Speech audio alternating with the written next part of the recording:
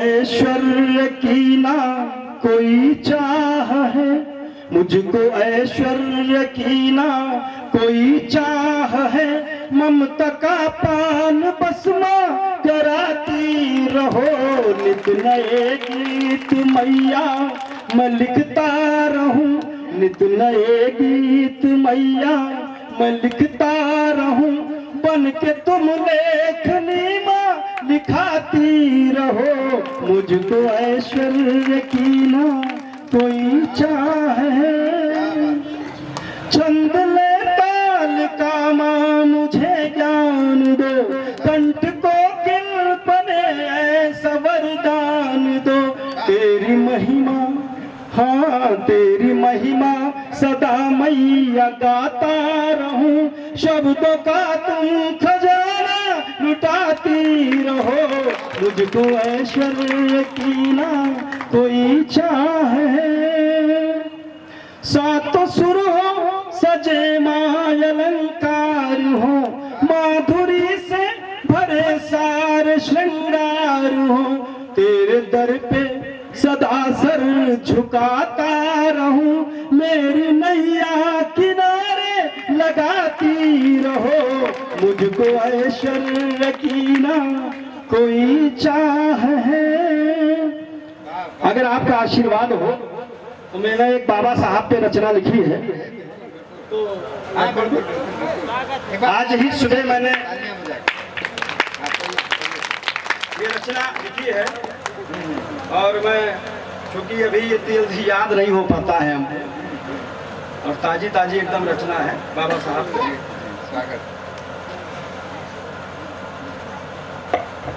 अपने अंतस के दम का हम आओ दमन करें, अपने अंतस के दम का हम आओ दमन करें, बाबा साहब के चरणों में हम सब नमन करें, बाबा साहब के चरणों में हम सब नमन करें।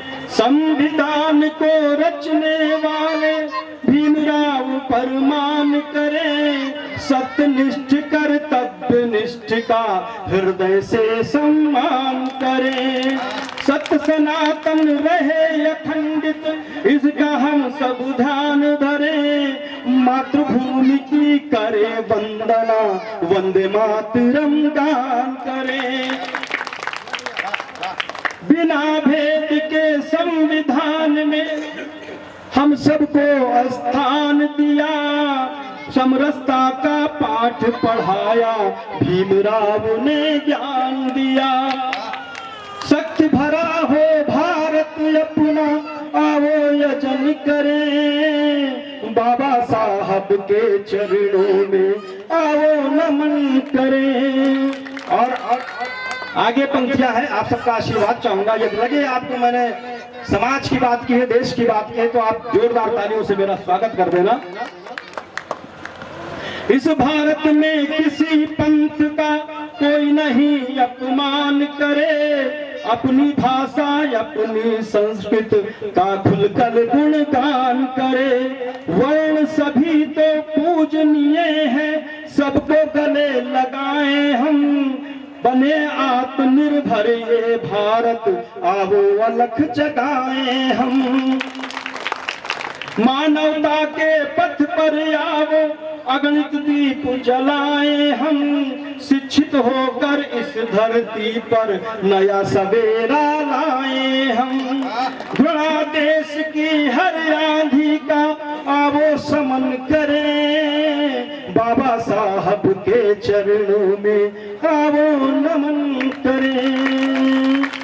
भारत माता की, भारत माता की, वंदे वंदे।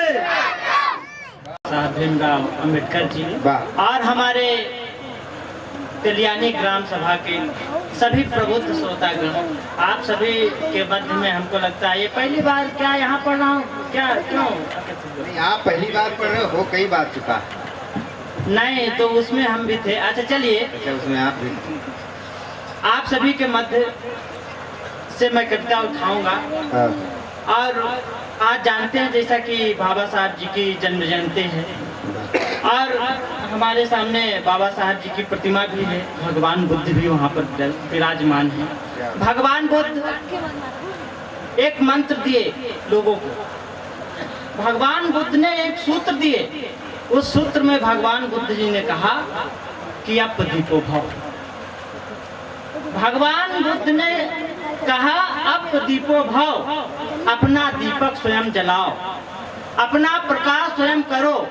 वहीं से मैं कविता की पंक्ति उठाता हूँ और उसी बात को दोहराते हुए बाबा साहब अम्बेडकर जी ने हम सभी लोगों को अपने मार्ग पर और अपने पैर पर और अपने कर्म पर अटल होने की जब उन्होंने बात कही, वहां से कविता निकलती है। सुनिए, आपके सदन में मैं कविता स्वागत भैया। और अगर लगे कि हाँ ये कविता मेरे जीवन में आवश्यक है, ये पंक्तियां आवश्यक है, वहाँ आपको समझ में आ जाए तो ताली बजाइएगा और ताली बजाकर कविता का समर्थन कीजिएगा। सुनिए, भगवान बुद्ध क्या कहते हैं, अप दीपो भव, कि धरती से ऊपर अंबर तक माना बहुत ही दूरी है, हेमानव संघर्षों से तय करना बहुत जरूरी है।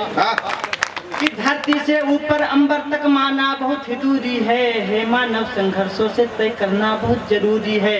हार न मानो, अपने पथ पर कदम बढ़ा कर देखो तुम, कम से कम इस साहस वाला ध्वज लहरा कर देखो तुम। मेहनत करने से हे मानव उत्तम पद तुम पाओगे। भगवान बुद्ध यही कहते हैं कि उत्तम कैसे बनना है, कि हेमानव संघर्षों से तय करने बहुत जरूरी है।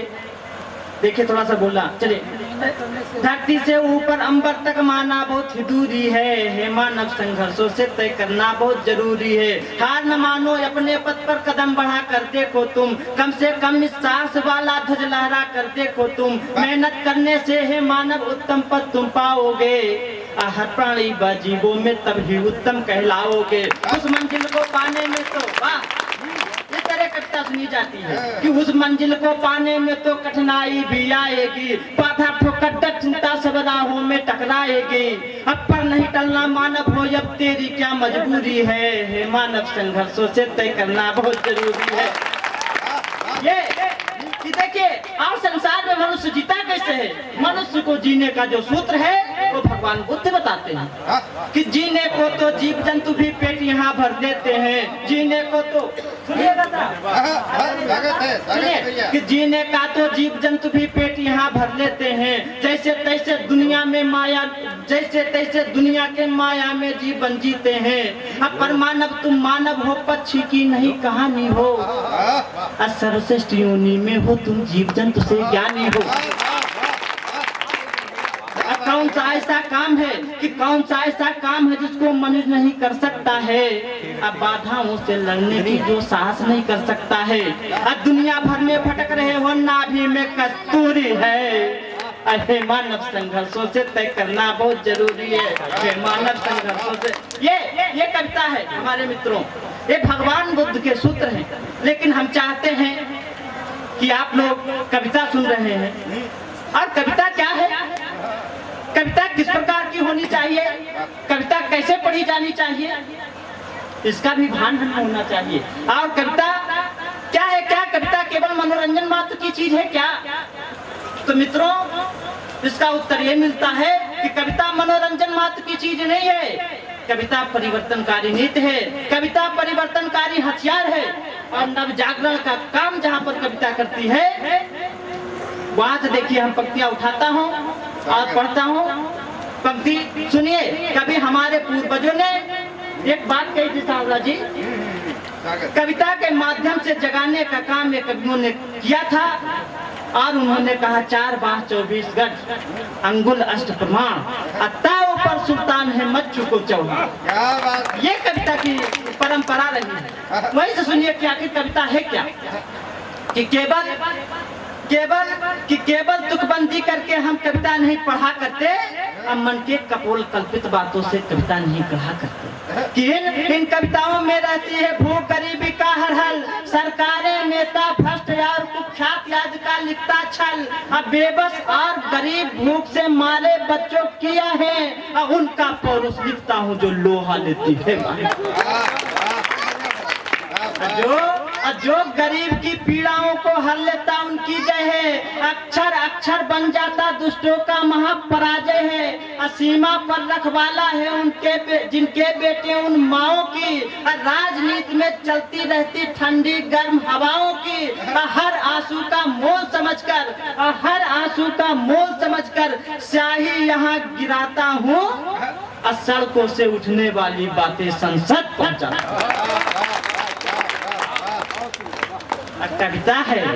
कविता है, कवि धर्म यही है। मैं तो धर्म निभाता हूँ, केवल तुकबंदी करके कविता नहीं पढ़ने आता हूँ। कि स्वाभिमान से जो जीता उस घास की रोटी को लिखते। घास की रोटी हमारे मित्रों महाराणा प्रताप जो कि राजस्थान के धरती पर लड़ते रहे और उन महाराणा प्रताप को पूंजा भील जी ने साथ दिया और उनके 1000 सैनिक महाराणा प्रताप जी की तरफ से लड़े थे। वो सभी पूंजा भील सैनिक दलित आदिवासी और वनवासी लोग थे। उस घास की रोटी को लिखते और उनको नहीं क्षमा करते जिनकी नियत पल में बिकते। कलम और कर्तव्य परायणता का मान लिए बैठे। कागज कलम की बेड़ा पर हम हिंदुस्तान लिए बैठे। इतना भी आसान नहीं है कविता पढ़ने गाने को। जीते जी शब्द भाव में पड़ जाता मर जाने को। लेकिन क्या इस काव्य कर्म को केवल कविता कहते हो या कविता को जीवन जीने का साधन तुम कहते हो? कविता में कवि का जीवन है, आशाएं उम्मीद किरण है। जीवन में चल रहा निरंतर भीषण संघर्षों का रण है। कविता को मिथ्या मत समझो, कवि का जीवन और मरण है। कवि की कल में जब मरती है होने लगता महाक्षरण है। कल्पना नहीं केवल कविता, ना ही कोई तुकबंदी है। इन कविता में पीड़ाओं का कवि बन जाता बंदी। प्रेम प्रतिज्ञा ने भाव का कविता करती सदा वरण। जिनके आंचल में होता है जीवन पोषण और भरण। इन उम्मीदों को जो भरते वह कहलाती है कविता। समय के घावों को भरकर उनको सहलाती है कविता। जीवन को जो नई दिशा दे वह कहलाती है कविता। हमारी चेतना जिंदा कर दे वह कहलाती है।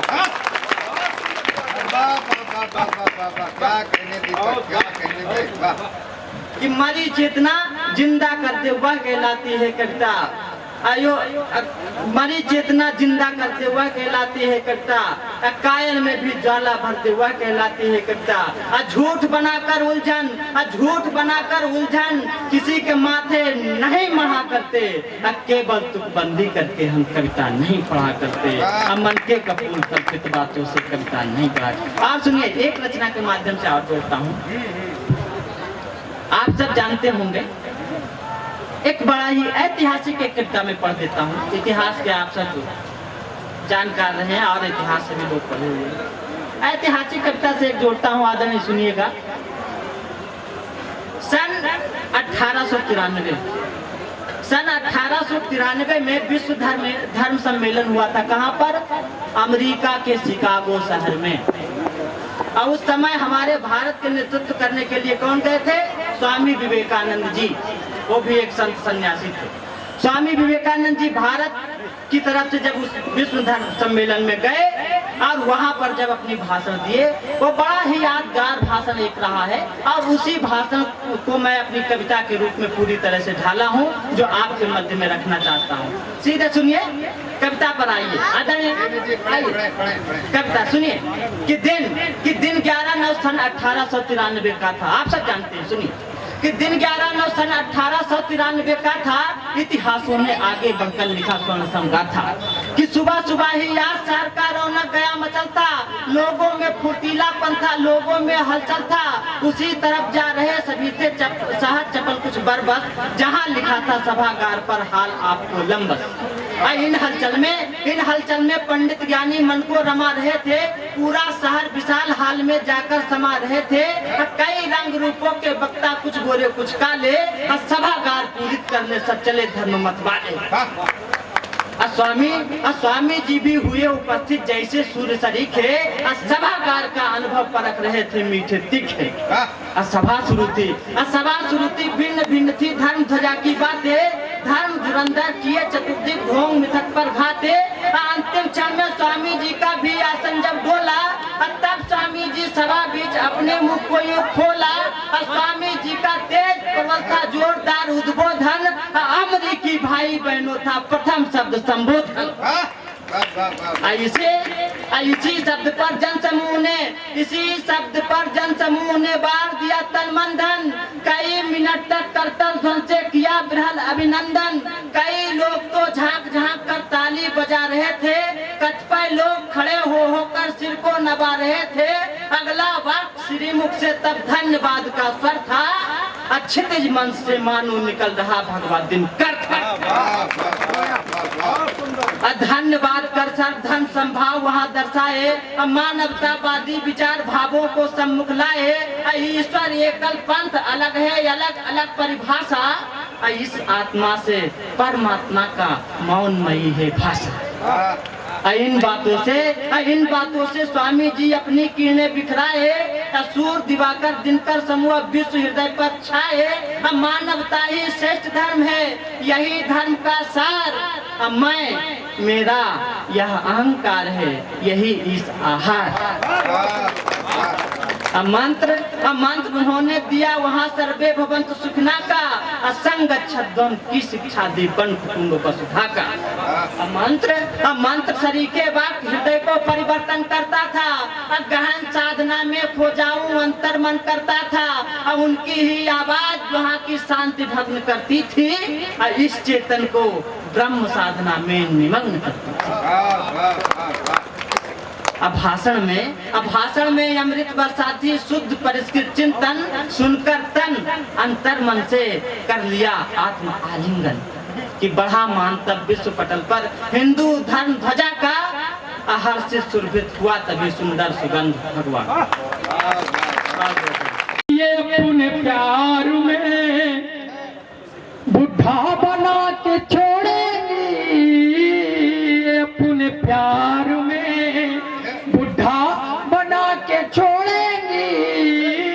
वो करोगे इश्क तो कूड़ा बना के छोड़ेंगी, करोगे इश्क तो ये जितनी लैला है सब है बेवफा यारो, ये जितनी लैला है सब है बेवफा यारो, ये तुमको लूट कर बुद्धा बना के छोड़ेंगी।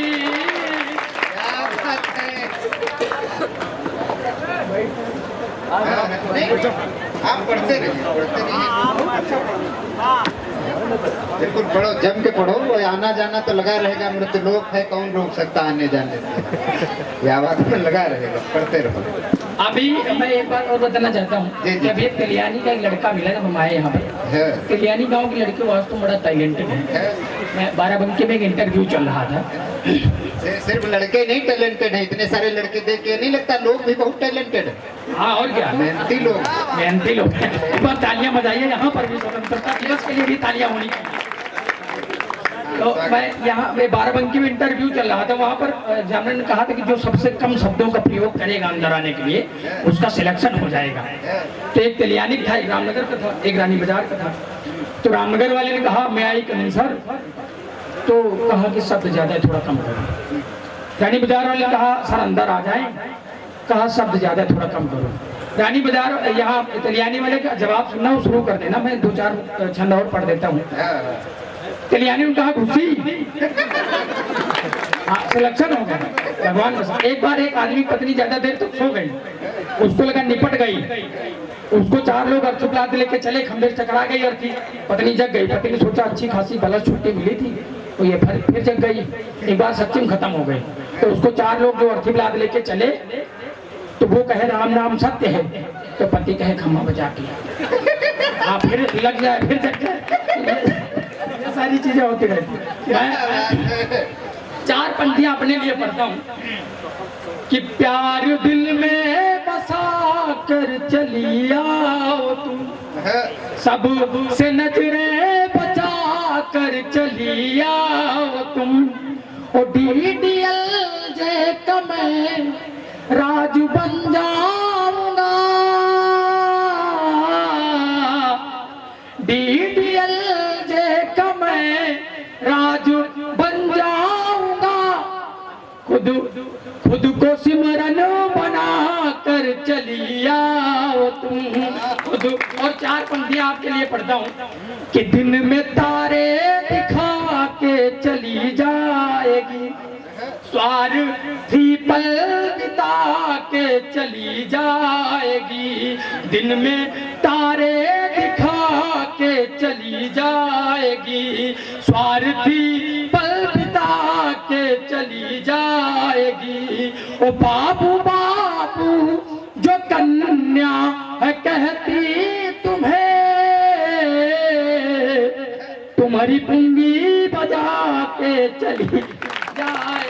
और 4 पंक्तियां भी कुछ दिन पहले अपने यहाँ 1 साल 1.5 साल पहले लॉकडाउन लगा था। आदरणीय प्रदीप महाजन दादा सरकारी टीचर है, तो उस समय मैंने अनिल दादा को फोन किया, उन्होंने जो बताया मैंने 4 पंक्तियां लिखी। लॉकडाउन में सरकारी टीचरों की क्या हालत थी वो मैं पढ़ता हूँ, सुनिएगा कि मोबाइल माँ यो देखो पबजी खेल रहे हैं, मोबाइल माँ यो देखो पबजी खेल रहे हैं, ओ आए अगर जो डिप्टी तो ये फेल रहे हैं, ओ अब के यो मास्टरन का हाल का कही उमंग, 70,000 बैठे बैठे फेल। और 4 पंक्तियां पढ़ता हूँ कि प्यार में दिक्कतें कहाँ कहाँ आती हैं कि ख्वाब जो बुना है मुझसे वो न रूठ जाए, हम सफर मेरा कहीं मुझसे न छूट जाए, और उस बेवफा की खातिर फांसी तो लगा लूं, डरता हूँ मेरे घर का पंखा न टूट जाए। अंतिम छंद पढ़कर बैठना चाहता हूँ। मेरे भगवान ने मेरे चेहरे में पता नहीं क्या किया है कि मैं जब शादी नहीं हुई थी, अभी 26 मई को मेरा सालगिरह आएगी, पिछले साल हुई है, तो भगवान ने पता नहीं क्या किया, मेरे चेहरे में हर किसी भैया नजर आता, हर लड़की को। मैं पहले बहुत परेशान रहता था कि क्या पता हमारी पत्नी भी भैया नजर आए, और क्या तालियां बजती यहाँ पर। तो एक लड़की थी कॉलेज में, मैंने कहा यहाँ आओ, उसने कहा भैया बताओ, हमने कहा फीलिंग मार गई, जाओ। मैं 4 पंक्तियां वही छंद की पढ़ता हूँ कि नदी पार करने को नाव जो चलाऊं मैं तो हूँ नहीं खेवैया, वो खेवैया बोल देती है, नदी पार करने को नाव जो चलाऊं मैं तो हूँ नहीं खेवैया, वो खेवैया बोल देती है, और आई लव यू बोल के जो उनको प्रपोज करूं, मुंह बिचका के हाँ दैया बोल देती है, मुंह बिचका के हाँ दैया बोल देती है, आई लव यू बोल के जो उनको प्रपोज करूं, मुंह बिचका के हाँ दैया बोल देती है, और उन्हें मिलने को गाय वाले बंगले में जाता, कुत्तों से बचो तो सारी गैया बोल देती है, कुत्तों से बचो तो सारी गैया बोल देती है, और मेरे चेहरे पे जाने ऐसा क्या लिखा हुआ है, मेरे चेहरे पे जाने ऐसा क्या लिखा हुआ है, देखते ही लड़कियां सब भैया बोल देती है।